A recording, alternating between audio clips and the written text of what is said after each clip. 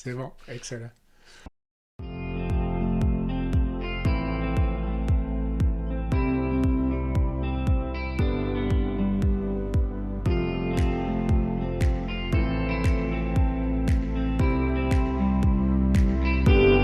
Bienvenue à La Santé au-delà des mots.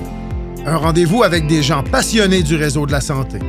Jean-Pierre Gagné, lui-même médecin, vous fera partager sa passion pour le domaine et vous fera découvrir une foule d'invités et d'acteurs clés du réseau.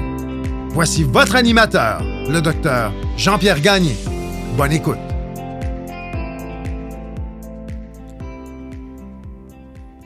Je reçois Maître Sylvain Bellavance, ancien directeur des affaires juridiques et de la négociation à la Fédération des médecins spécialistes du Québec. À ce titre, il a pendant 25 ans agi comme chef négociateur pour les médecins spécialistes dans la négociation de leurs conditions de travail et de rémunération.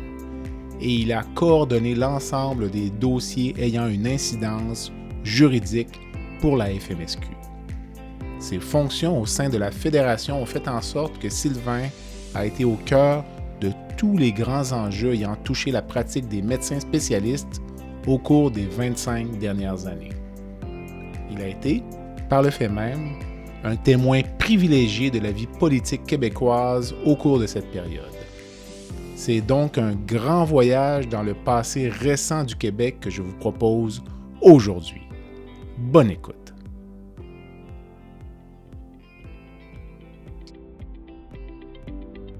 Je prends un court moment pour remercier les commanditaires qui rendent possible la diffusion du balado La santé au-delà des mots, Beauchamp-Beaulieu Dessureau-Toupin, groupe conseil associé à la financière Banque nationale gestion de patrimoine, Rempart Neurophysiologie, Medix, le groupe Tige, Eurofin Environex et Go Mouton.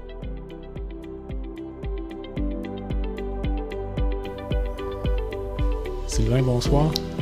Bonsoir Jean-Pierre. Ça va bien? Ça va très bien. Oh, excellent. Toi-même?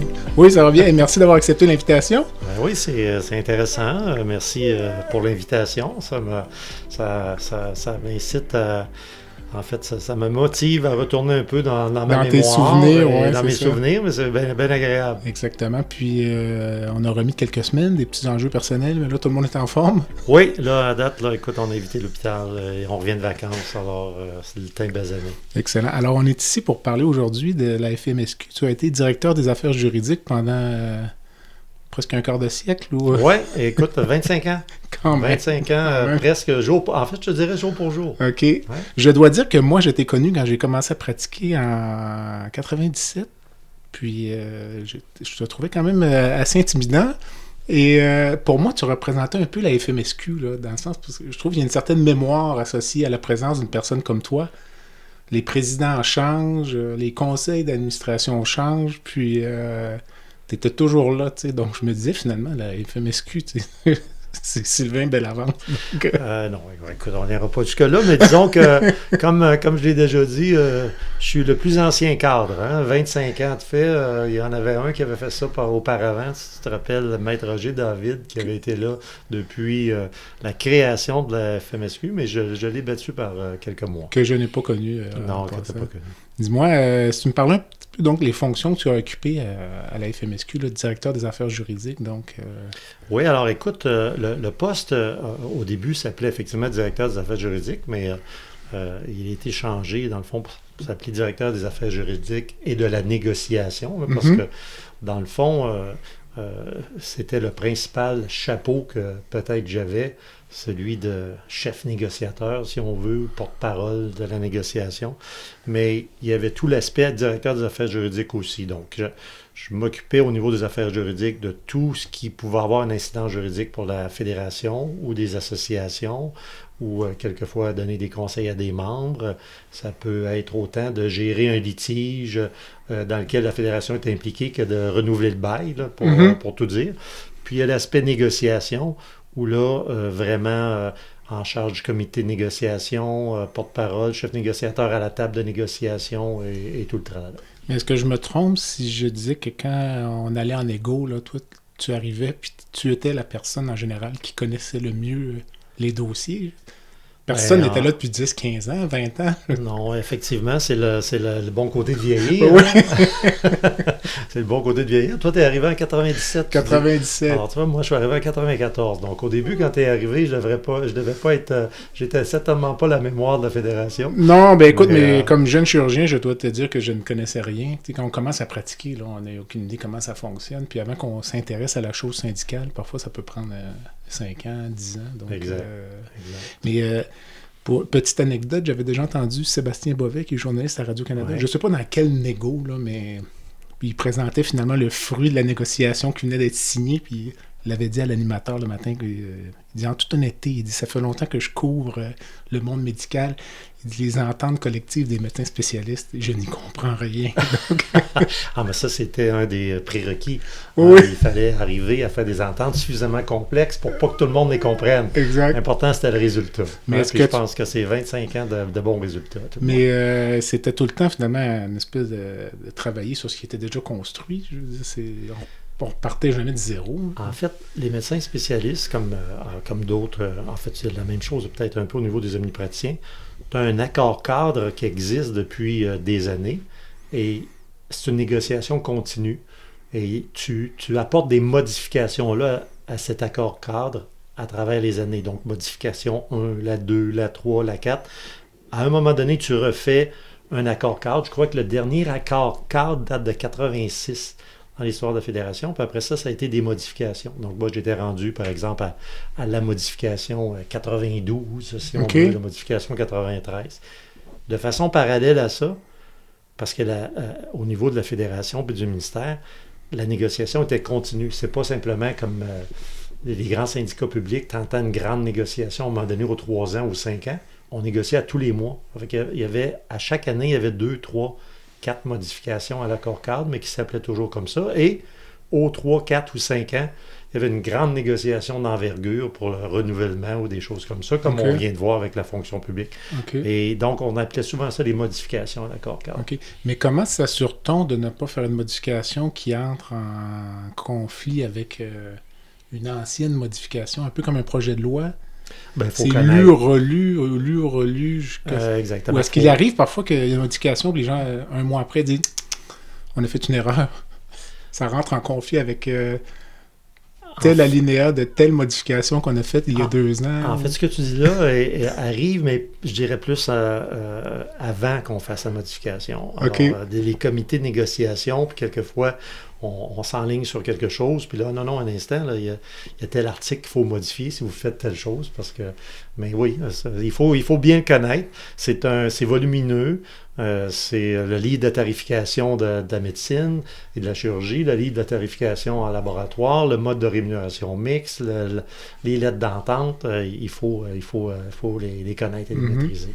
Dis-moi, pour nos auditeurs qui connaissent, les gens savent que les médecins, même le mode, comment les médecins sont payés, pourrais-tu expliquer un peu le statut, disons, là, des médecins au Québec? Donc, les médecins sont des travailleurs autonomes, sont payés par un tiers payeur.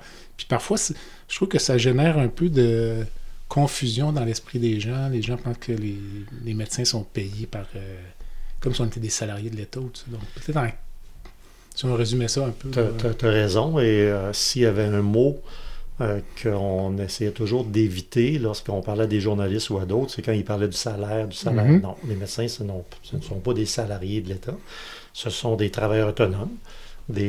Qui sont donc des professionnels indépendants, que ce soit parce qu'ils travaillent en cabinet privé ou que ce soit parce qu'ils travaillent à l'hôpital. C'est des professionnels indépendants. Et la loi est faite de sorte que le syndicat qui les représente, en l'occurrence, dans notre cas, leur association et la Fédération des médecins spécialistes, négocie une entente avec le représentant du gouvernement qui est le ministère de la Santé et des Services sociaux. Et cette entente-là, pour la rémunération des médecins, il y a un tiers qui s'appelle la Régie de l'assurance maladie du Québec, qui est chargé de l'application de l'entente. Alors souvent, les gens disent on va demander telle chose à la RAMQ, on va demander... Non, la RAMQ, c'est un tiers payeur.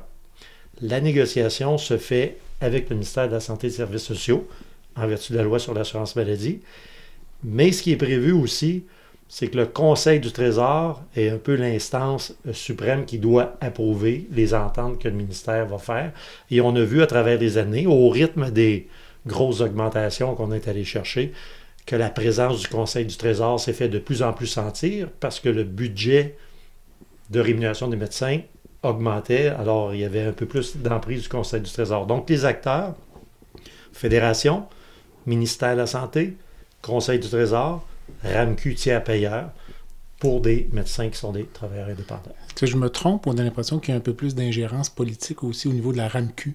Ou c'est paranoïaque de ma part? Écoute, ce que je dirais, puis quand on dit ingérence, peut-être pas au niveau politique, mais la RAMQ a vu ses pouvoirs accrus de beaucoup au cours des 10-12 dernières années. Et la RAMQ, là, je ne voudrais pas tomber dans un sujet sensible parce qu'on a eu des argumentations. On est entre amis. On a eu des argumentations dans le temps. La RAMQ s'est donné un peu plus, à travers les années, un rôle des interpréter les ententes. Alors que dans mon temps, je disais toujours, vous êtes là pour l'appliquer. S'il y a un doute, c'est nous, le ministère, qui doit trancher au niveau de l'interprétation. C'est pas vous, mais la RAMQ, avec les pouvoirs qu'elle s'est fait donner, et je dirais, peut-être pas les pouvoirs, simplement les pouvoirs, mais la responsabilité. À partir d'une certaine époque, le vérificateur général a commencé, ou la vérificatrice générale a commencé des fois à faire des reproches à la RAMQ. Vous surveillez pas assez, vous contrôlez pas assez, vous récupérez pas assez. Alors, il est devenu une présence quasi permanente du bureau du vérificateur général au niveau de la RAMQ qui fait en sorte qu'ils sont devenus beaucoup plus présents et incitants et partie prenante dans les négociations. Je te dis ça parce que j'ai en tête, à un certain moment donné, les inspecteurs de la RAMQ qui rentraient dans des bureaux de médecins. Je ne sais pas si tu te rappelles de ça, avec la RAMQ dans le dos, comme le FBI. Là, il me semble que ça frappait l'imaginaire un peu. Là. Je me rappelle de cette époque-là. Et une époque qui a donné lieu à beaucoup de récriminations de notre part et des corrections de la part de la RAMQ. Mais moi, peut-être petite anecdote, je me rappelle au début de ma carrière que plusieurs des inspecteurs qui étaient engagés à la RAMQ, c'était des anciens policiers. Alors, ils arrivaient avec vraiment... une mentalité. Ou des anciens enquêteurs, et ils arrivaient avec une mentalité vraiment de « c'est le brigand devant moi ». Et on leur a fait comprendre que c'est pas un brigand, c'est un médecin qui fait toutes sortes de choses, puis il y a une agence de facturation, puis on est intervenu, puis ces choses-là ont changé. On voit plus ça, à tout le moins. C'est quand même un système exceptionnel, la rémunération des médecins. Quand on pense que c'est basé sur la bonne foi quand même de tous, dans le fond. Là, quand j'explique aux gens que moi, je vois un patient, j'écris, je peux écrire, j'ai vu monsieur Tremblay, j'écris ça sur un bout de papier, numéro de RAMQ, je donne cela à ma secrétaire, rentre ça dans le logiciel de facturation, puis quelques semaines plus tard, j'ai l'argent dans mon compte. C'est quand même... c'est quand même basé sur la bonne foi à la base. Là, Écoute, c'est un bon point. C'est un bon point. Il y a d'autres médecins qui diraient, avec le nombre de contrôles qu'il peut y avoir, qui trouvent que la bonne foi est souvent peut-être plus présumée. Mais le principe dans l'entente, qui date de plus de 30 ans, c'est qu'au départ, la régie, quand elle reçoit une demande d'honoraire, elle doit prendre pour acquis que l'acte a été posé. Que l'acte est opposé, qui a été correct, que la rémunération est correcte. Mais la régie a plein de contrôles, des inspections, des récupérations, des analyses de facturation. Alors, disons que je pense que la population générale peut se rassurer sur le fait qu'elle ne paie pas simplement sur la bonne foi, mais qu'il y a un énorme système de contrôle. De contrôle en arrière. De plus en plus d'ailleurs, avec le perfectionnement des logiciels de facturation. Les médecins sont-ils des travailleurs aussi autonomes qu'ils aimeraient le croire, selon toi? On en a discuté il y a quelques semaines, puis j'avais l'impression, moi, comme médecin, je regarde parfois certains collègues, j'avais l'impression que parfois, personnellement, les médecins laissent plus aller facilement, disons, une atteinte à leur autonomie professionnelle qu'une atteinte au niveau salarial. On dirait que le salaire, on le voit, c'est plus concret. Si on parle de baisse de salaire, coupure d'actes ou limitée ou autre, les petites atteintes à l'autonomie professionnelle, parfois, c'est comme un petit peu plus difficile parfois à percevoir. C'est parfois posteriori, moi comme médecin, là, je trouve qu'on s'en rend compte de dire qu'on a perdu tel acquis, le support administratif à l'hôpital. Il y a des petites coupures à gauche puis à droite. Puis quelques années plus tard, on se dit, c'est vrai, à l'époque, j'avais, par exemple, une infirmière quand je faisais la clinique externe. Finalement, on se rend compte, c'est vrai qu'il n'y a pas d'infirmière aujourd'hui, là, puis c'est la nouvelle norme. Je sais pas. Je dirais que peut-être que le médecin bénéficie de moins de ressources, etc. Mais est-ce que ça attaque son autonomie? Une chose est sûre, c'est que les gens, aujourd'hui, ont la forte impression que l'autonomie n'est pas la même qu'il y a 20 ans, 25 ans, 30 ans. C'est pas inexact, peut-être, en pratique. On a vu au cours des dernières années les pouvoirs des DSP accrus, les pouvoirs des DG accrus, les pouvoirs du ministre accrus. Des fois, on peut rajouter des obligations à un médecin au niveau des privilèges. On peut forcer certaines choses. Donc, c'est sûr que ces exemples-là sont venus causer certaines brèches. Mais je dirais que en même temps, il y a eu beaucoup plus de tentatives de le diminuer que de réussites. Je suis d'accord. Et parce que on y a résisté pendant des années, jusqu'à la dernière entente que moi j'ai faite en 2018, où on est allé chercher un certain contrôle sur les conditions de pratique. Maintenant, qu'est-ce qui en devient, comment elle est appliquée, c'est peut-être une autre chose. Je ne veux pas parler de la période pour laquelle je ne suis pas là, mais à tout le moins, on y a résisté à bien des étapes, puis je pense qu'on peut encore dire aujourd'hui, malgré que ce ne soit peut-être pas de la même ampleur qu'avant, que les médecins sont encore des travailleurs autonomes, mais même travailleurs autonomes, ça ne veut pas nécessairement dire que tu as tout le contrôle sur ce que tu fais. Moi, je prends des mandats comme avocat, je suis un travailleur autonome, mais si le client a besoin de telle chose à tel moment, de telle façon, tu as une certaine exécution aussi. Mais je dirais qu'il faut quand même reconnaître qu'il y a encore quand même cette... même si elle est diminuée. Les médecins sont encore des travailleurs autonomes. Comment ça fonctionne, les négociations avec... moi, quand j'allais aux assemblées des délégués, parce que étant chirurgien, je suis membre de l'exécutif de l'Association québécoise de chirurgie, je vais à l'assemblée des délégués. Toi, tu es là, tu fais part des négociations, mais dans les faits, les négociations, toi, quand tu arrives à la table de négo, qui est devant toi en général du côté gouvernemental, sous-ministre ou des négociateurs professionnels ou comme je disais tout à l'heure, des briseurs de grève, des scabs. Des scabs. Comme je disais tout à l'heure, il y a les négociations avec le ministère qui sont, je dirais, 80-90% des négociations. Puis il y a les négociations plus importantes qui surviennent où le Conseil du Trésor est un peu plus présent. D'accord. Mais disons, si on parle de la norme, la norme, c'est qu'il y a une équipe de négociation à la Fédération. Okay? Donc, le Conseil nomme certains médecins membres du Conseil sur le comité interne de négo. Moi, je chapeautais le comité interne de négo. On était 6 ou 7 dans le comité interne. Donc, le directeur des affaires professionnelles, le directeur des affaires économiques, moi comme chef négociateur, 2-3 membres du Conseil. Puis, le ministère, de son côté, fait la même chose. Il y a une table de négo où il y avait un avocat, historiquement toujours, qui était le porte-parole du ministère. Il y avait un médecin conseil. Il y avait d'autres personnes, d'autres ressources avec eux. Donc, ils étaient souvent à la table de négo. Je dirais, même la Régie de l'assurance maladie participait, pas comme, en fait, plus comme observateur. Donc, il y avait une équipe de 5-6 à la table de négo du ministère, une équipe de 5-6 à la Fédération. Et les négos se conduisaient, étaient convoqués. Ce qu'on avait toujours protégé avec les années, c'est qu'on était on contrôlait l'espace et le lieu. Okay? Physique.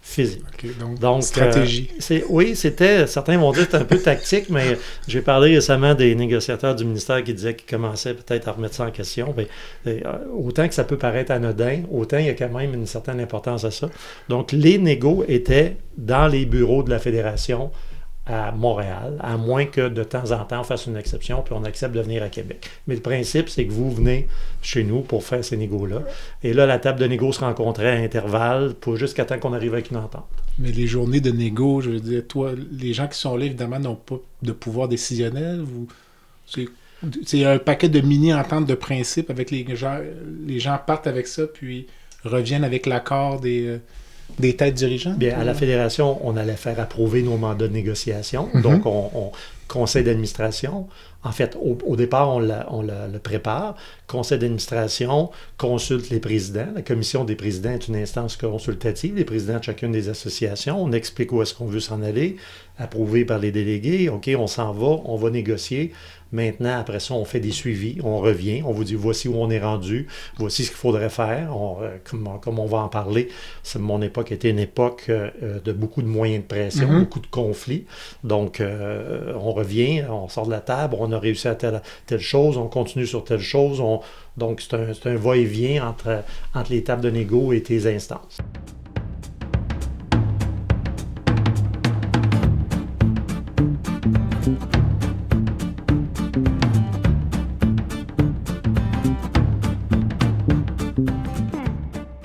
Medix simplifie la facturation médicale des médecins spécialistes, anesthésiologistes, internistes, pneumologues et bientôt les chirurgiens.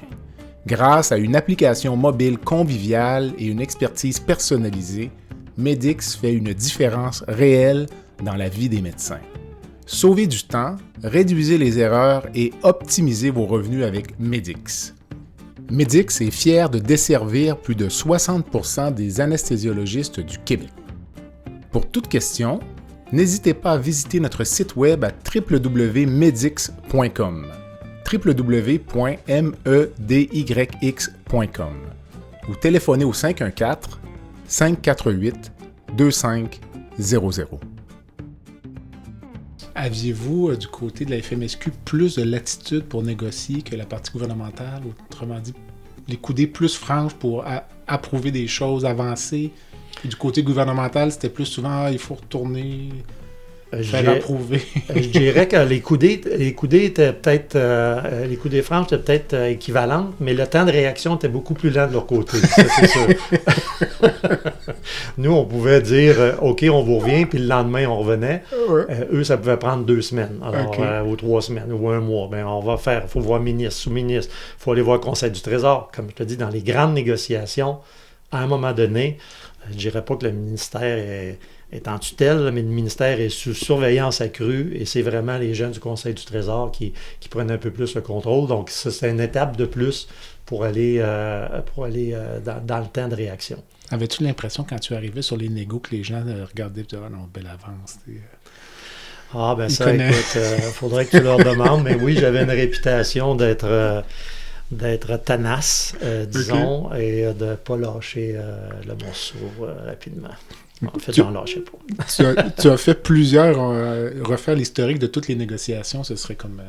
ça prendrait plusieurs jours, plusieurs heures, mais tu nous relatais peut-être certains grands dossiers là, qui ont retenu ton attention. Il y a eu la parité canadienne, mais peut-être qui a plus marqué, disons, peut-être le... C'est sûr que le dossier de parité canadienne en était un... Moi, je suis arrivé à la Fédération en 1994. Okay? À ce moment-là, on est sous l'ère Pierre Gauthier, pédiatre de Sept-Îles, vice-président Yves Dugré, ORL de Trois-Rivières, Jean Talbot, biochimiste de Québec, et autres membres du Conseil. On est dans une ère un peu plus difficile. Rappelle-toi, Lucien Bouchard est premier ministre. On parle de la cote de crédit du Québec. On parle de diminuer différentes choses. Il y a les départs massifs à la retraite des infirmières et autres. Et on arrive dans cette première négociation-là où moi, j'ai 29 ans, je sors de mon cabinet d'avocat et je deviens un peu porte-parole, mais avec d'autres personnes très présentes au début. Et avec des dossiers donc ces premiers-là qui étaient plus difficiles. On a une coupure, tu te rappelles, tu me disais tout à l'heure que quand tu m'as dit que tu étais en 97, ma première pensée a été de dire « Oh, est-ce qu'il y a eu la rémunération progressive? » Tout à fait. Jean-Pierre, est-ce qu'il va me parler de la rémunération progressive? Non, en fait, pour tout dire, à l'époque, nous, on avait été insultés raides. Donc, tu me corrigeras, mais on avait parlé d'une coupure de 30% ou 6% de la masse salariale des médecins spécialistes. Et la FMSQ avait décidé, plutôt que couper l'ensemble de la masse de 6%, on va couper les nouveaux facturants de 30% pendant 3 ans. C'était Est-ce que c'est à peu près ça? Ben, c'était la vision des nouveaux. Ce qui a toujours été défendu était un peu différent, puis ça a été temporaire aussi, là, mais ça, je pense qu'on pourrait faire un podcast juste sur cette époque. Il a quand même mené, pour les gens qui voudront faire des recherches, qui a mené quand même à la naissance de, je pense que ça s'appelait l'Association des jeunes médecins du Québec. Exact. Il y a eu des poursuites entre cette association-là et la FMSQ. Et la FMSQ. Donc moi, j'étais membre de la FMSQ, je la poursuivais en même temps. Gagné. Oui, félicitations.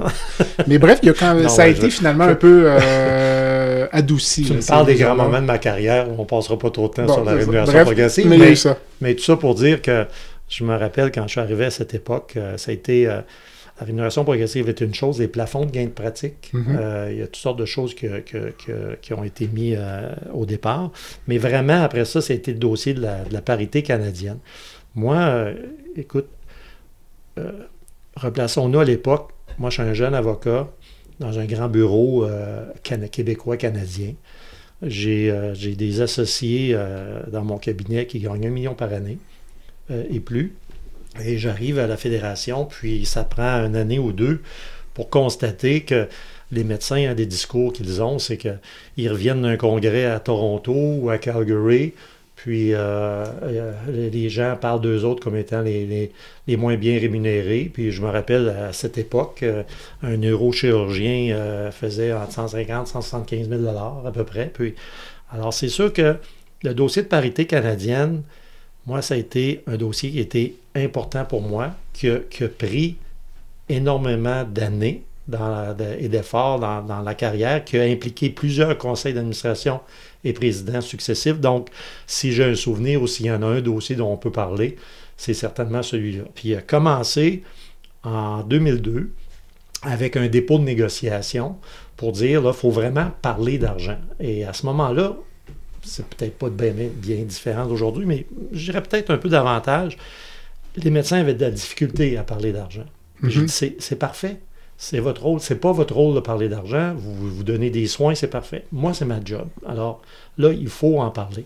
Puis, j'avais fini par travailler ce dossier-là avec le conseil d'administration de l'époque et des gens du conseil.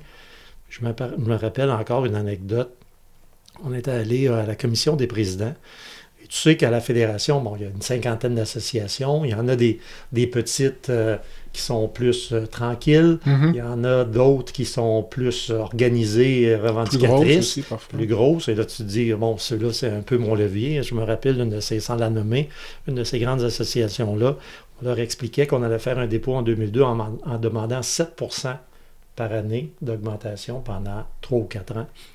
Et je me rappelle le président de l'association qui me regarde et qui me dit, ben voyons, belle avance, vous n'êtes pas sérieux.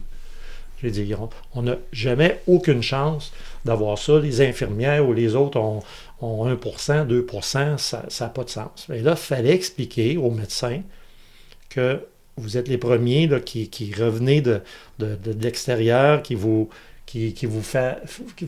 faisiez offrir de quitter le Québec. Il y avait une pénurie qui commençait, il y avait un exode qui commençait, que c'était un dossier à aborder. Donc, ça a été, je dirais, probablement un des plus gros dossiers. Il a commencé en 2002 par ce dépôt-là d'une demande vraiment historique plus importante au niveau de la parité canadienne. Mais dans les faits, à l'époque, c'est un peu toi qui allume la lumière puis dit, écoutez, là, regardez un peu ça, ou le conseil d'administration de la FMSQ en parle aussi? Ou... Il n'y a rien que j'allume seul. Je veux dire, moi, je suis un générateur d'idées, mais le conseil d'administration, là, est impliqué. Il y a des gens du conseil d'administration qui sont plus que d'autres. Je me rappelle, à cette époque-là, Jean Simard, un neurologue, entre autres, qui était entièrement d'accord. Il fallait améliorer la rémunération. Dr Dugré, aussi, dans sa présidence, était beaucoup plus ouvert peut-être à aller là-dessus que Dr Gauthier dans la présidence d'avant où on a attaqué autre chose et la situation était autre. Mais là, oui, après en avoir parlé, après avoir dit, regardez les effets aussi que ça commence à avoir, il faut corriger le tir pour les médecins spécialistes. Pour moi, c'est une question d'équité. C'est une question d'équité. Il y avait trop souvent un discours de l'autre côté en disant, vous étiez captifs. Les médecins sont captifs. Ils font leur formation au Québec, ils font leur formation en français. Très peu s'en vont aux États-Unis ou dans les autres provinces. On voit, oui, que ça commence un peu plus, mais ils sont captifs, donc on n'a pas besoin d'en donner plus. Moi, mon argument était autre. C'est une question d'équité. Hein? On l'a vu avec d'autres groupes par la suite, dans l'équité salariale et autre chose. C'était une question d'équité. On était dans une province avec une richesse qui était X% peut-être en bas de la moyenne canadienne. Il n'y avait pas de raison que la rémunération des médecins spécialistes ait un si grand retard. Et la problématique, c'est qu'elle se creusait toujours, année après année. Donc, il fallait renverser ça. Et c'est vraiment le dépôt. Le conseil d'administration était convaincu. Les présidents, malgré certains questionnements, sont allés de l'avant. Les délégués sont allés de l'avant. Et ces dépôts-là étaient faits en mars 2002. Et là, il est arrivé une situation qu'on va voir revenir souvent dans ma carrière, en fait, dans mon époque à la Fédération, et qui est une situation qui était toujours la meilleure pour solidariser les médecins. Je m'explique. Quand tu parles d'argent aux médecins puis tu dis que tu vas aller te battre pour des sous, tu arrives difficilement à solidariser les gens. Mm-hmm.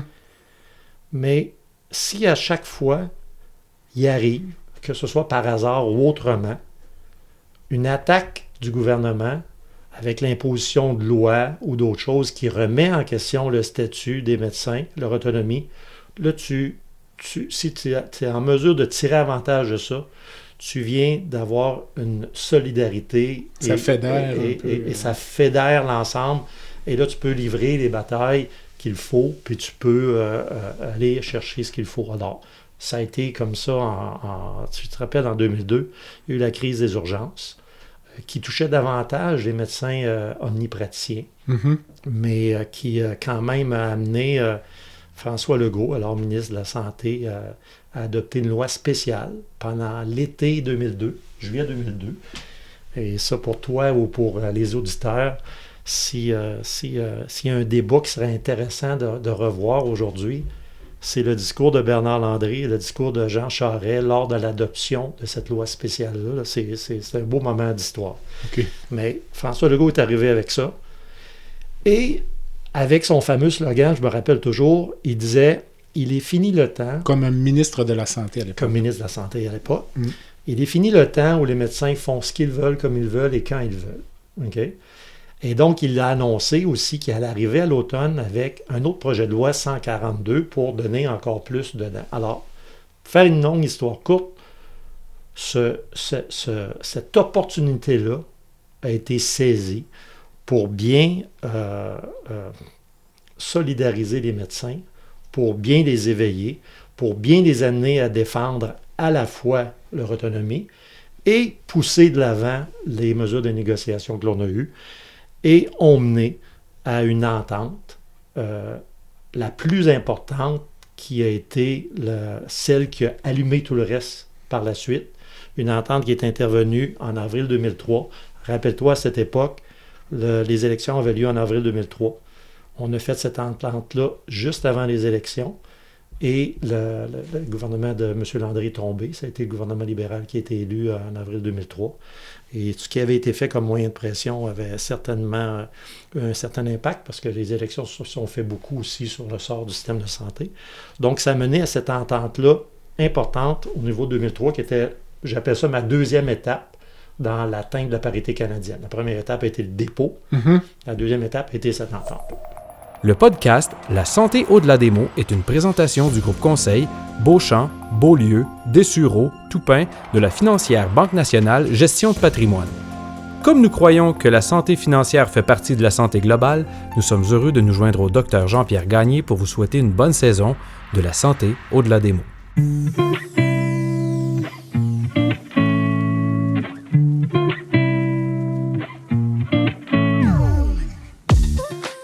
Fer et Velours est une entreprise de Québec spécialisée dans la location de mobilier vintage et création d'ambiance. Nous vous proposons une offre de service à la carte et selon vos besoins. De la simple location à la gestion événementielle complète. Chez Fer et Velours, notre slogan est de faire différent avec élégance. Visitez notre site web au www.fervetlours.com. www.fairevelours avec un s.com. Au plaisir de vous rencontrer.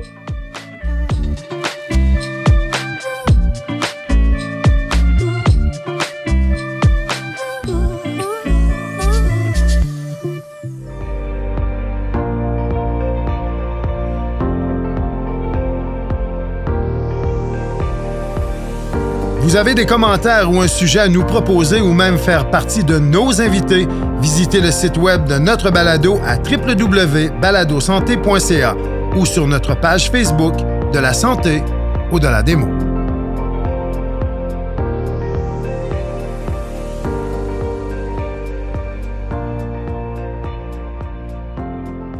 Mais ça s'est consolidé beaucoup sous Gaétan Barrette, de mémoire, ou la parité, ou... Oui. Tu vois, moi, personnellement, j'avais l'impression que c'était le dossier de Barrette de A à Z, mais manifestement non, là.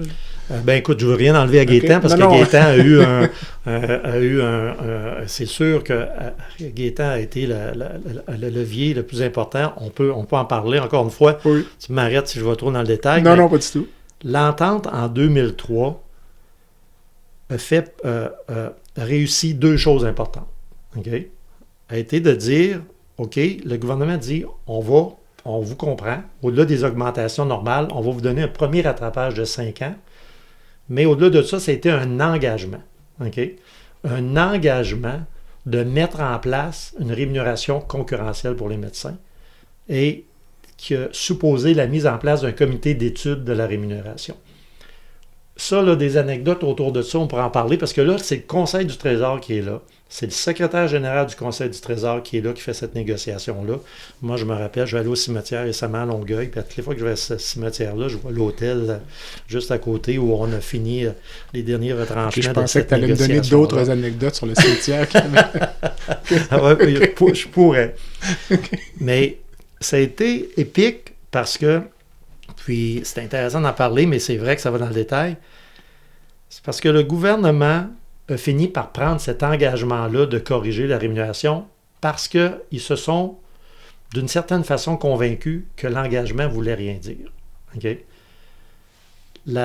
Et moi, j'ai poussé jusqu'où on pouvait sur les textes parce que ces textes-là, je me suis dit, est la fondation pour après ça faire le reste dans les prochaines années, d'où tu vas arriver à un moment donné, entre autres à Gaétan.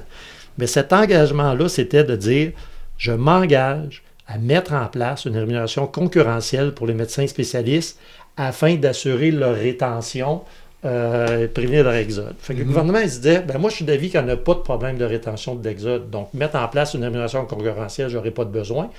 Puis moi, au contraire, je me disais, on va arriver à prouver qu'elle n'est pas concurrentielle par rapport à ça. Donc la lettre d'entente a été le départ pour un comité d'études, puis a été le départ pour un engagement du ministère. OK. C'était en 2003.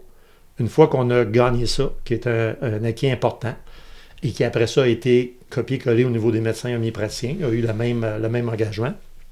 Il y a eu 2 ans de travail dans le comité d'études, toujours sous la présidence d'Yves Dugré. 2 ans de travail où on a fini par pas avoir une conclusion commune.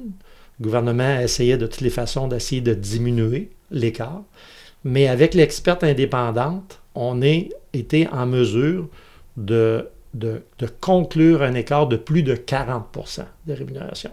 Entre la moyenne canadienne? Entre la moyenne des médecins spécialistes québécois et la moyenne canadienne, après prise en compte du fait qu'ils travaillent, parce que le gouvernement disait « Oui, mais vous travaillez moins, c'est normal que vous gagnez moins », ou il disait « On est moins riche au Québec, donc c'est normal que vous ayez moins ». On a dit oui, mais c'est pas vrai qu'ils travaillent moins. Puis au niveau de la richesse, c'est juste tel ajustement. Donc après ces ajustements-là, nous, on est arrivé comme à 44%. Le gouvernement est arrivé comme à 16% ou 15%. Puis l'expert a penché plus de notre bord en disant qu'il était quelque part à 40%. Ça, là, ça a été la base avec l'engagement précédent de tout ce qui a suivi par la suite. On est en quelle année, là? Là, on est en 2005. Okay. Les rapports du comité d'études viennent de finir. Ça amorce la 3e étape dans le combat, la négociation sur l'engagement du gouvernement à corriger la rémunération des médecins spécialistes. Et là, c'est la débandade. Le conflit prend de l'ampleur. Yves Dugré mène le conflit de façon exceptionnelle pendant la première moitié de l'année, mais on est à ce moment-là avec Philippe Couillard comme ministre de la Santé sous Jean Charest et décide d'adopter un projet de loi qui fixe la négociation, qui fixe la rémunération des médecins, donc qui bafoue complètement tout le travail qui a été fait, qui met en place le Conseil des services essentiels pour surveiller les moyens de pression des médecins, qui met des pénalités, des sanctions pour les médecins qui font des moyens de pression ou les fédérations, tout le travail. Est-ce que je me trompe ou c'est l'époque où il envoyait des affidavits aux médecins pour les obliger à se présenter? Non, ça va arriver un peu plus tard. ça va arriver un peu plus tard. Mais à cette époque-là, qui était une époque très difficile, puis encore une fois, comme je dis, où Yves Dugré et le Conseil a fait un travail exemplaire jusqu'à cette loi-là. Après ça est arrivé, on pourrait faire un long historique là-dessus, mais est arrivé Gaétan, est arrivé le départ de Yves, est arrivé le départ d'autres médecins membres du Conseil. Et donc un moment difficile, parce que ce sont tous des gens qui étaient énormément impliqués, mais il y avait à ce moment-là à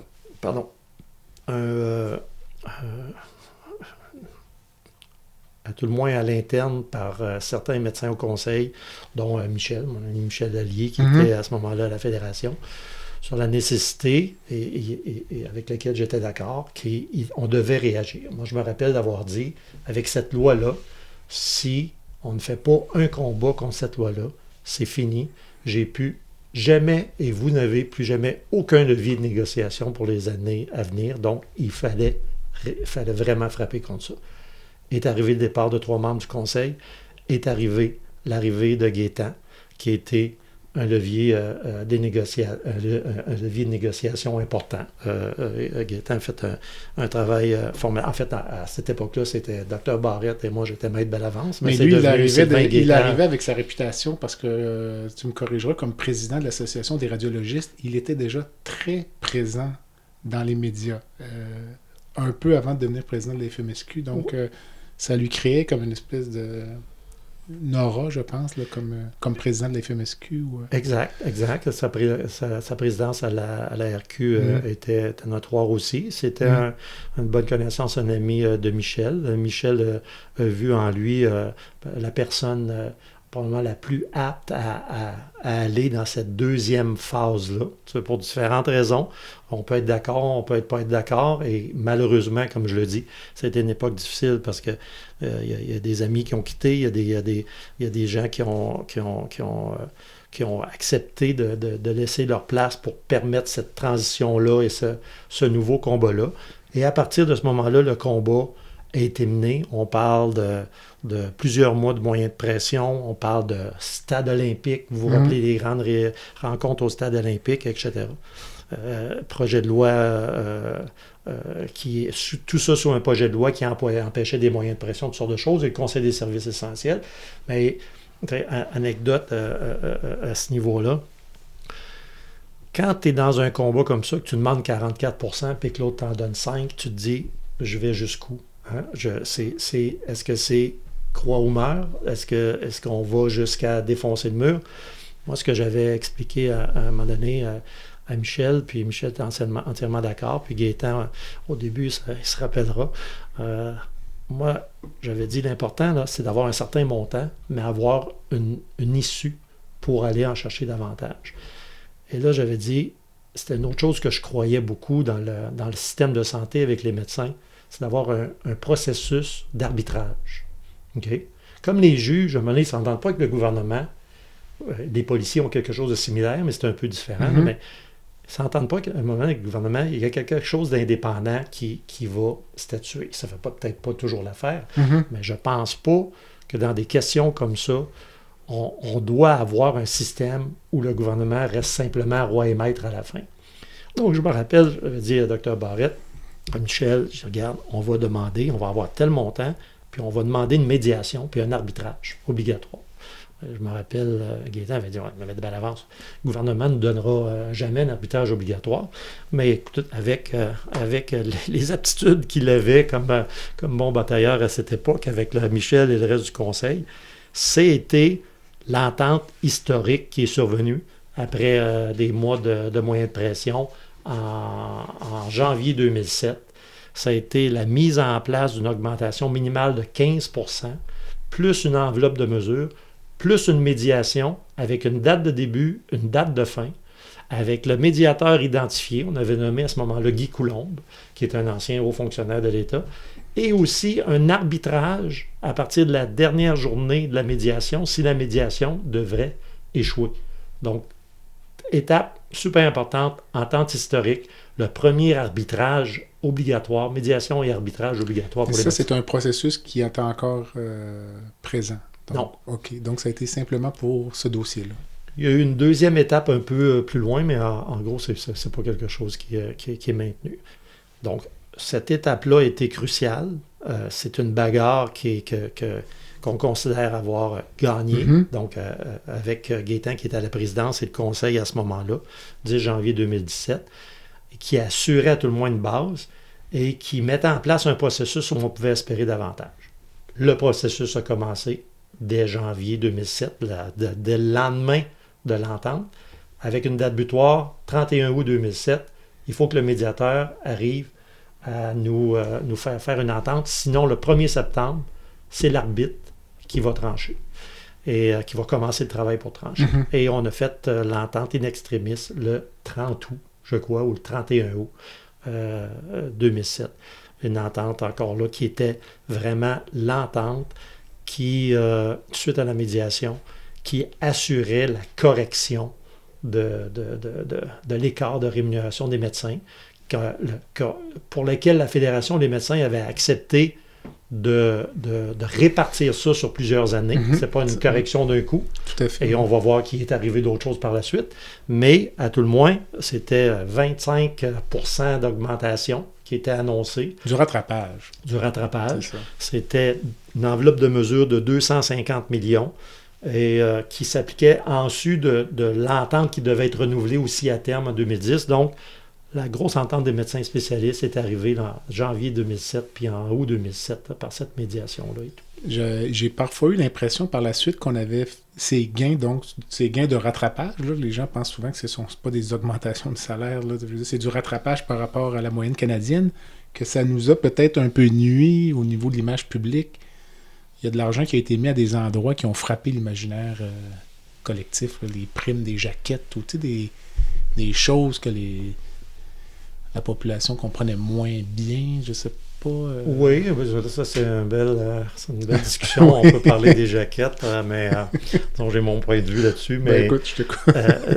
Disons que la problématique qu'il y a eu, puis je pense que est-ce qu'il y a énormément d'argent à ce moment-là qui a été alloué à la rémunération des médecins spécialistes par rapport au budget de l'État et ce que les autres avaient? La réponse est oui. Oui, c'est sûr. Mais c'était ça le but du rattrapage. Comme quand Monique et Jérôme Forget a fait l'équité salariale pour les employés, ça a coûté des milliards. Mais il y avait il y avait une raison. Donc, la question, c'est qu'il est arrivé. Puis en plus, est-ce que les médecins l'ont demandé d'un coup, en 2007, quand c'est arrivé? Non. Ils ont accepté, sur la base des représentations de l'État, pour nous permettre de la corriger. D'absorber. À patienter encore quelques années. On va le faire progressivement.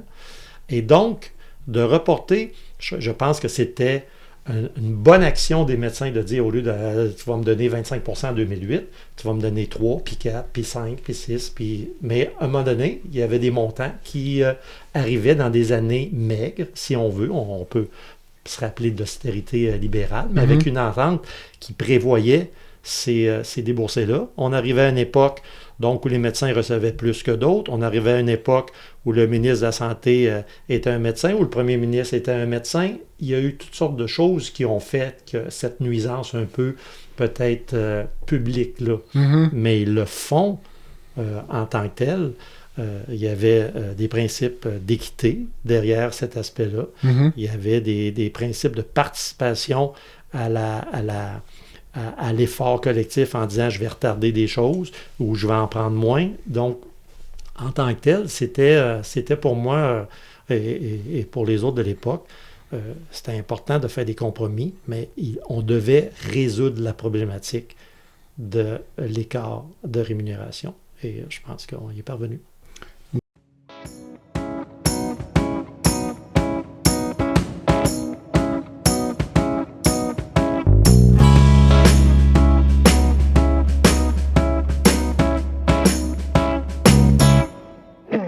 Rempart Neurophysiologie est une entreprise spécialisée dans l'octroi de services neurologiques tels que le monitorage neurophysiologique péropératoire. Plusieurs chirurgies comportent des risques de complications neurologiques graves, mais avec Rempart, ces complications sont réduites à moins de 1%. Rempart est votre ange gardien en salle d'opération. Rempart, c'est aussi des services volants en électrophysiologie médicale. Pour les besoins particuliers de votre hôpital, votre clinique ou votre centre de soins, contactez Rempart Neurophysiologie à info@rempartneuro.ca. C'est à info@rempartneuro.ca. Globalement, dirais-tu que dans tout ce que tu as fait, la FMSQ, quand tu négocies, est-ce que c'est plus difficile de négocier les conditions salariales ou négocier les conditions de pratique? Est-ce que le gouvernement est plus malléable pour l'une que pour l'autre? Bien, je dirais que, en fait, à cette époque-là, on négociait même pas vraiment beaucoup de conditions de pratique. Ça n'existait pas. Ou je dirais peut-être de façon parallèle. Par exemple, l'incorporation des médecins. C'est pas une condition de pratique, mais je veux dire, c'est un élément autre que salarial, mais qui était, encore une fois, une question d'équité, de dire que les médecins devaient avoir certains droits que les autres n'ont pas. Il y avait la question de l'assurance responsabilité professionnelle. Rappelle-toi, à cette époque, on est avec une prime canadienne, qui coûte assez cher, merci. On met de l'avant le fait que le Québec, les coûts en assurance responsabilité professionnelle, c'est moindre. On pousse la CPM dans cet aspect-là, ce qui a fini par donner lieu à des primes régionales. Puis depuis 10, 15, 20 ans, les primes au Québec sont beaucoup moindres qu'ailleurs. Donc, il y a des ça choses... coûte presque rien. Il y a des choses indirectes comme ça qui se font, mais les conditions de pratique en tant que telles, je dirais que c'est arrivé vraiment avec l'entente de 2018. La dernière que j'ai négociée, où on a dit, le ministre qui est alors Gaétan Barrette, qui, au fil de différentes lois, la loi 10, la loi 20, le projet de loi 130, rajoute des obligations ou donne des pouvoirs au DSP ou donne des pouvoirs au ministre de dire, lui, il peut rajouter des obligations sur des privilèges, ou rajoute le principe que tes obligations ne sont pas juste dans ton installation, mais dans tout l'établissement. Est arrivé à ce moment-là une autre série d'oppositions et de mesures pour dire on va négocier aussi les conditions de pratique des médecins. Et l'entente de 2018 a ouvert la porte là-dessus. Est-ce que c'est plus facile pour répondre à ta question? Chacun a ses difficultés, surtout qu'à cette époque, on a à contrer des lois, mais souvent, effectivement, obtenir un principe qui coûte pas de sous est plus facile dans des années difficiles qu'un principe qui coûte bien des sous. Alors, j'aurais de dire plus ou moins facile, ça va dépendre du timing. Mais à ce moment-là, le timing a été parfait pour commencer à mettre une brèche dans les conditions de pratique. Tu parlais de Gaétan Barrette comme ministre de la Santé. Toi, quand tu l'as vu partir pour devenir ministre, est-ce que tu disais « Oh boy, ça va être difficile » parce que ça a été des négociations difficiles avec Gaétan Barrette comme ministre? Ouais. Ça a été des négociations difficiles. Écoute, personne ne s'attendait à peut-être ce niveau de difficulté-là. Hein? C'est bien dit. Surtout qu'à un certain moment, Gaétan était dans la position où il demandait la réouverture et l'annulation de mesures qui avaient été négociées par lui comme président. Ouais. Alors, non, c'est quoi ta question? Non, j'essaie de faire attention à ma réponse. Non, mais j'essaie de dire... Non, mais je me dis juste, toi, ta première... comment je te présenterais ça? Disons, quand tu l'as vu partir, sans juger exactement, est-ce que tu t'es dit, oh boy, OK, là, ça va être difficile, mettons? Non, pas dans ce sens-là. Non, okay, je dirais que j'avais pas cette anticipation-là. Okay. Et comme ministre de la Santé, disons qu'il a commencé à travailler davantage sur le cas des médecins omnipraticiens que sur le cas des médecins spécialistes. Mais à un moment donné, tout le monde y passait. Ça a été tu sais, je te réponds en disant, il y a certaines anecdotes que je peux partager, puis il y en a d'autres que je me dis que je dois garder pour moi.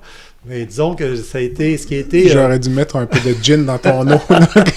Oui, c'est ça. J'ai encore un secret professionnel sur certaines choses. Non, c'est parfait, parfait. Mais ce qui a été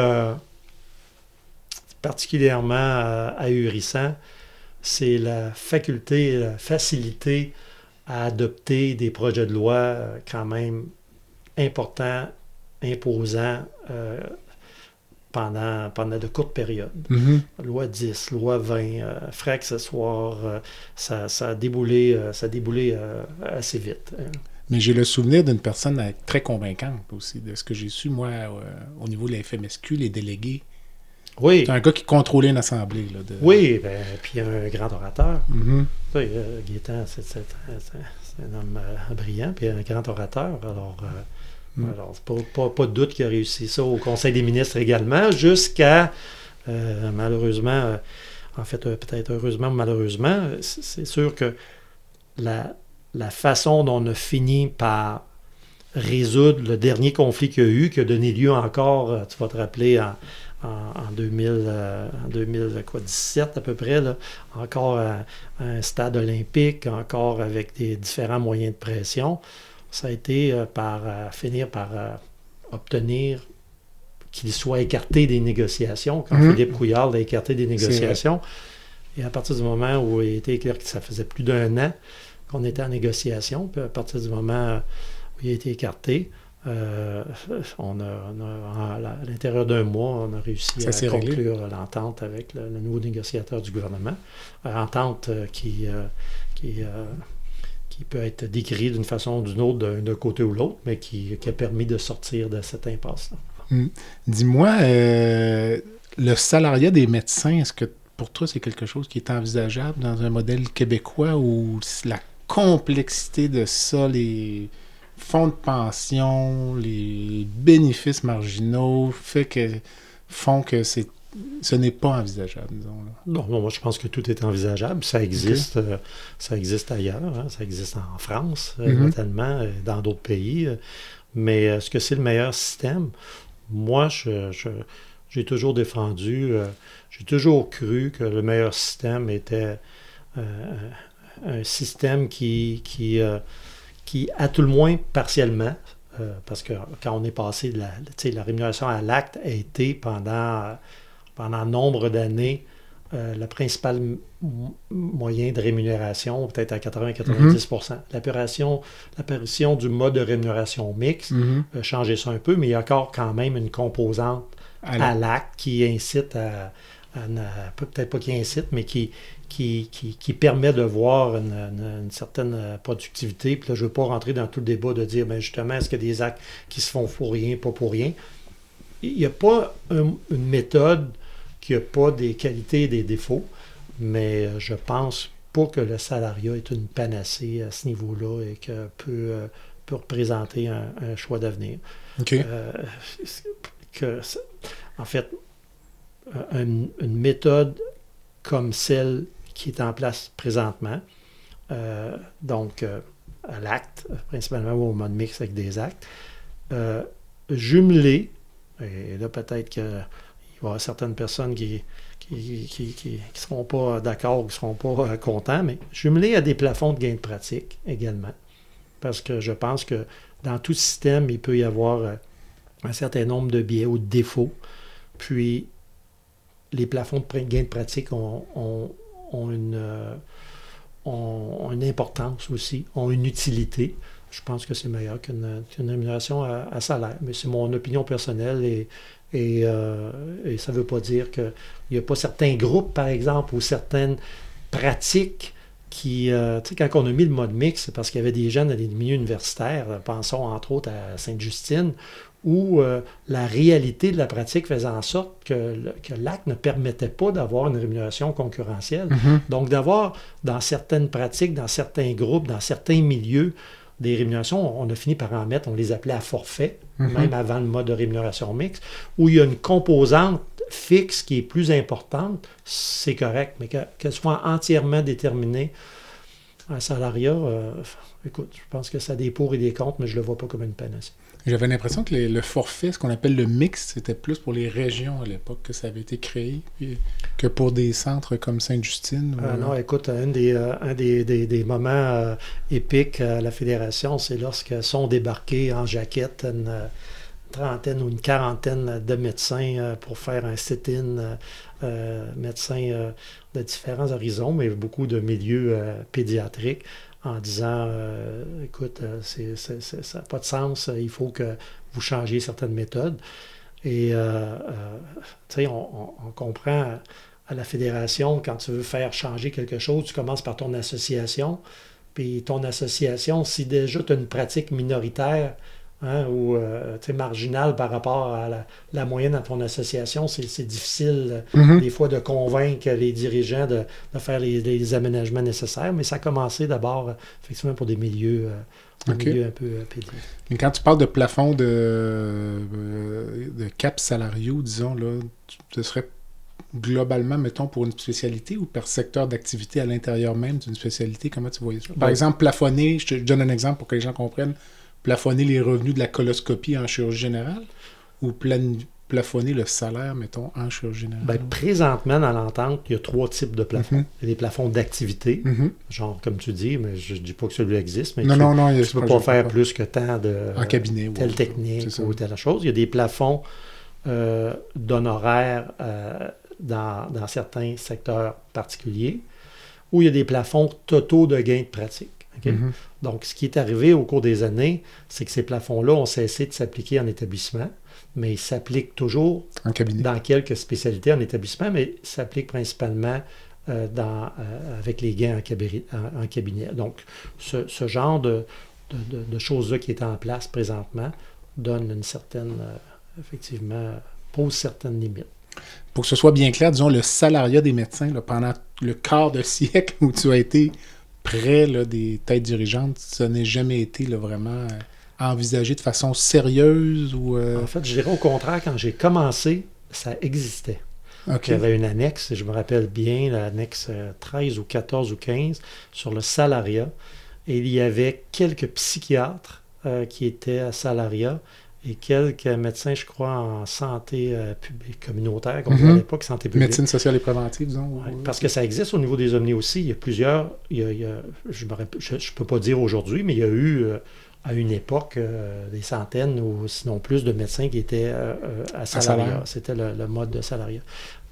Chez les médecins spécialistes, je dirais, probablement dans les premiers 5-6 ans de ma pratique, s'il y avait 10 médecins sur 8000 à salaire, c'est à peu près ça. Puis quand le mode mix est arrivé, ils ont vite compris que c'était une meilleure méthode que le salariat. Le salariat leur offrait quand même certaines choses au niveau du régime de retraite. Ils étaient comme dans le REGA, dans le régime gouvernemental. Mais je pense pas qu'aujourd'hui, il reste des médecins un salaire.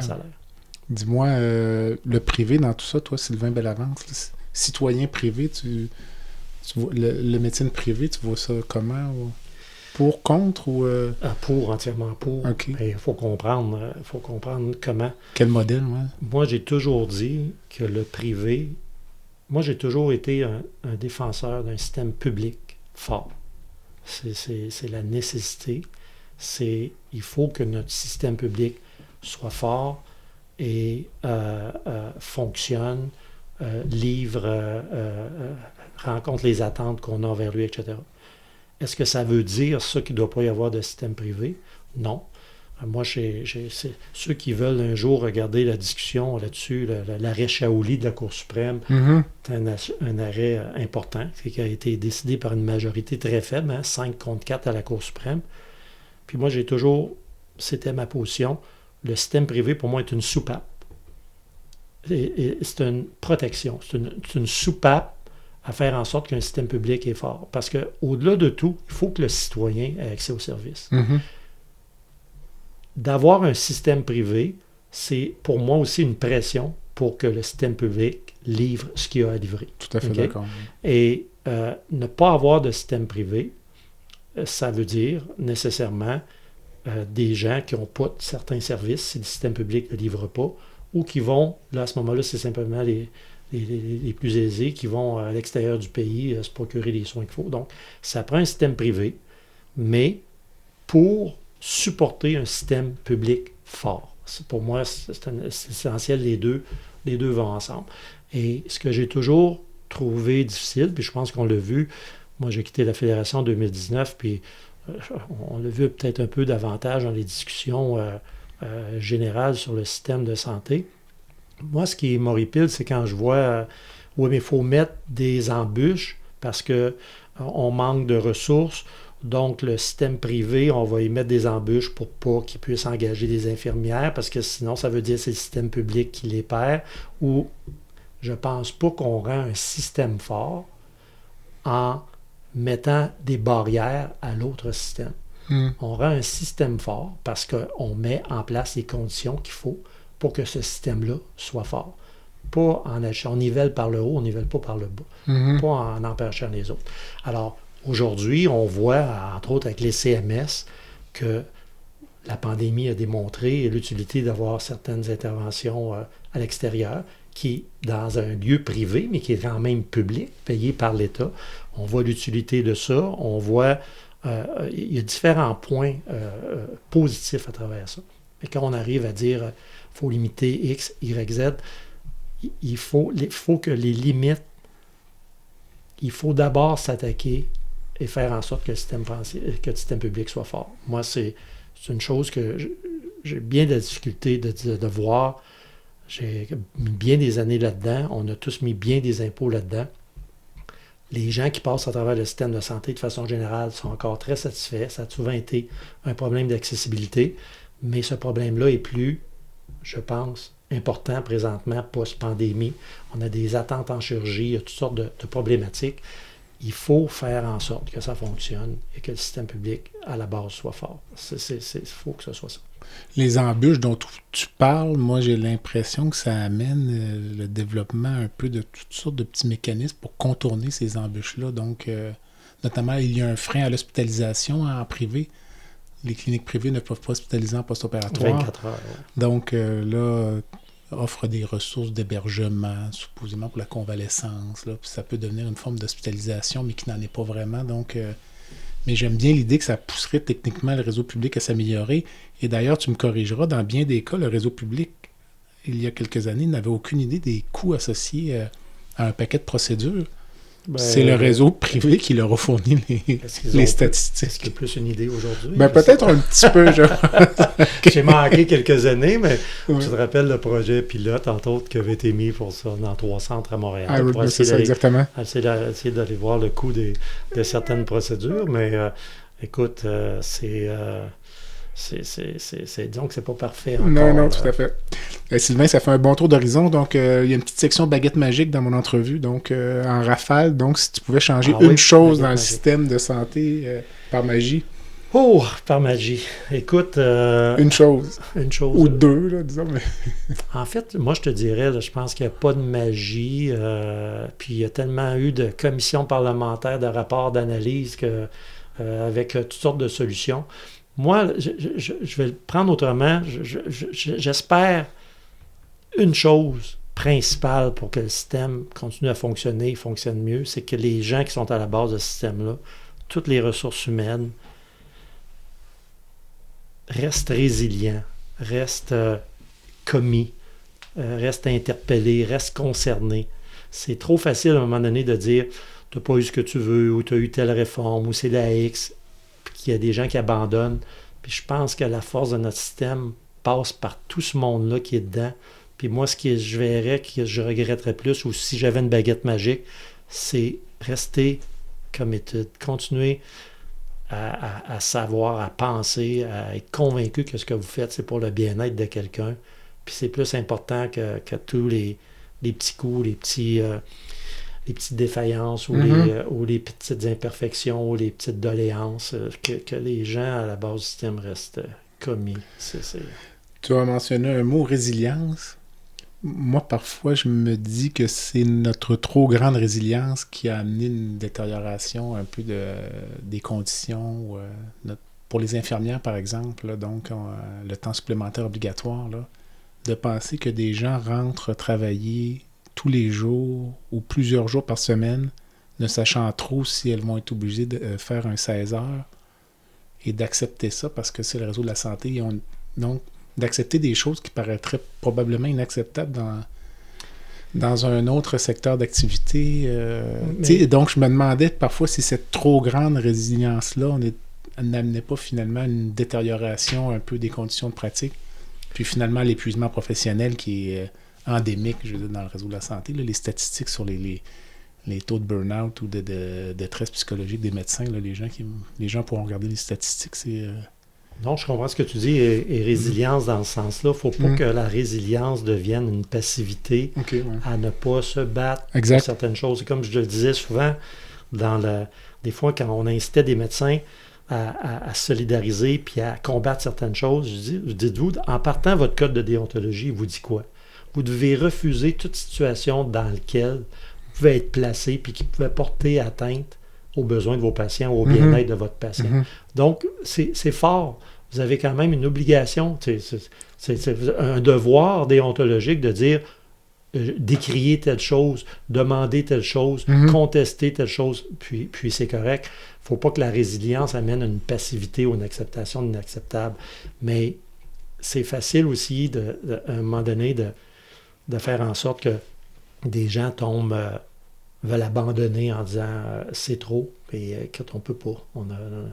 On a en même temps, c'est toute la population, c'est toutes nous qui vont recevoir ces soins-là aussi plus tard. Il faut que les gens restent commis le mieux possible, tout en défendant leurs points et en acceptant pas l'inacceptable. À suivre. As-tu une rencontre de rêve, une personne que tu aimerais rencontrer, vivante ou décédée? Oh, rencontre de rêve. Attends un peu, là, tu m'en poses une bonne. De rêve. Moi, je suis un gars qui aime l'histoire. Alors, c'est sûr que quand je pense à rencontrer des gens qui est plus souvent décédés, quand c'est l'histoire. Exact. J'aimerais toujours être dans la tête de certaines personnes puis de voir comment ils ont pensé ou comment ils ont vécu tel moment déterminant de l'histoire. Là. Mais écoute, il y en a tellement. Je vais t'avouer, ce qui m'interpelle beaucoup ces temps-ci, c'est de voir la mort d'Alexeï Navalny. On s'y attendait tous, que ça allait être une question de temps, mais comment un individu peut être si fort de dire, de mener ces combats-là, de rentrer au pays alors qu'il sait qu'il est condamné. Qui va être arrêté. Disons que j'aurais beaucoup à apprendre de personnes qui ont un tempérament comme ça, puis une force si grande. Les médias faisaient état cette semaine de ces conditions de détention. Je ne sais pas si tu as entendu, là, c'est épouvantable. Là, des semaines de temps avec la lumière, tout le temps. Ah ouais. De la musique à tue-tête. Non, mais on avait entendu récemment le déplacement dans la prison de l'Arctique, qui n'était certainement pas une prison 5 étoiles. 5 étoiles, mais on savait, c'est une question de temps. Mais c'est incroyable. Disons que il y a peut-être ça qui... je dirais pas une rencontre de rêve, comme on dit, là, parce que c'est pas... Mais, donc, j'adore apprendre. Il y a des gens qui ont des expériences incroyables. Puis de pouvoir partager un petit bout de leur vie, de leur expérience, c'est bien intéressant. As-tu une cause qui te tient à cœur, une fondation que tu supportes? Ou... Écoute, présentement, je suis sur le conseil d'administration avec mon amie, la présidente, Caroline Ouellette, qui est aux 3 sentiers soins palliatifs. Que je connais car j'ai fait un épisode avec Caroline et Catherine. Hein? OK, alors écoute... je connais très bien l'organisme. C'est bien. Écoute, c'est sûr que là, ça m'interpelle beaucoup. Puis... Et je savais que tu étais membre du conseil d'administration, donc... Alors, je pense que les soins de fin de vie, c'est crucial. Je pense qu'on a montré au Québec comment qu'on était ouvert là-dessus d'abord pour l'aide médicale à mourir ou autre chose, mais ça ne règle pas tout. Puis la fin de vie est un épisode important. Puis dans cet organisme-là, on veut vraiment s'attaquer aux services qui qui doivent être rendus au soutien autant à la personne en fin de vie qu'au proche aidant, là, vers la fin, là, dans la période qu'on appelle souvent l'agonie. Alors, présentement, c'est la cause qui me tient à cœur. Qu'est-ce qui t'a amené à t'associer aux Trois Sentiers? C'est le fait que tu connaissais Caroline, Michel, tout ça, ou c'est plus personnel? Ça a commencé comme ça, mais en fait, tout le monde autour de la table au conseil a tous eu son expérience de fin de vie avec un proche. Moi, dans mon cas, en fait, mes parents n'ont pas eu à aller terminer en soins palliatifs. C'est arrivé de façon un peu plus soudaine, mais ma belle-mère a eu son épisode pendant 2 mois en soins palliatifs. C'est une réalité en maison de soins palliatifs, j'entends. C'est une réalité que j'ai vécue, puis que donc on se sent peut-être davantage interpellé là-dedans. Écoute, Sylvain, ça fait un bon tour d'horizon. Merci. Bienvenue, j'espère que ça a pu être intéressant pour Très intéressant, puis peut-être qu'on se trouvera quelques petits sujets dans le futur. Merci. Parfait, merci à toi Jean-Pierre pour l'invitation. Merci. Au revoir. Voilà ce qui complète le balado de cette semaine. Merci d'avoir été à l'écoute et le Dr Jean-Pierre Gagné vous donne rendez-vous la semaine prochaine pour un autre épisode, La santé au-delà des mots.